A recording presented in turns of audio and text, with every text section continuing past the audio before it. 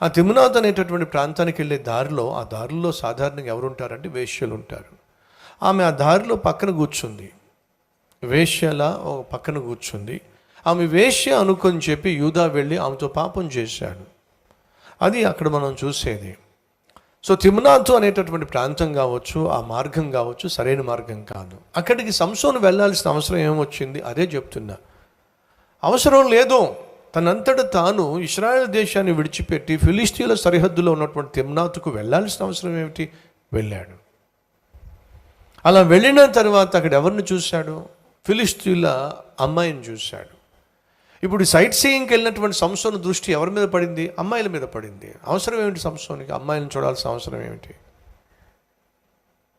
ఇది ఎందుకు మీకు ఎక్స్ప్లెయిన్ చేస్తున్నానయ్యా అంటే, దేవుడు మన కోసం ఏర్పాటు చేసినటువంటి సరిహద్దులలో మనం ఉన్నంత వరకు సైతాను మనల్ని ఏమీ చేయలేడు. ఇంకా మీకు అర్థమయ్యేలా చెప్పాలంటే, రెక్కల చోటున కోడి తల్లి రెక్కల చోటున పిల్లలు ఉన్నంత వరకు క్షేమం.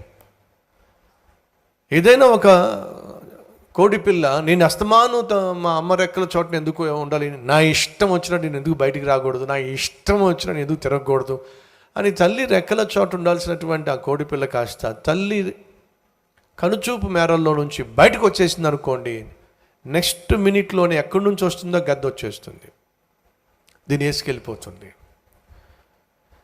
తల్లి రెక్కల చోటు ఉన్నంత వరకు ఆ బిడ్డను గద్ద ఏమీ చేయలేదు. సహోదరులు దయచేసి వినండి, మనం దేవుని రెక్కల చోటు ఉన్నంత వరకు మనం సైతాన్ని ముట్టలేడు.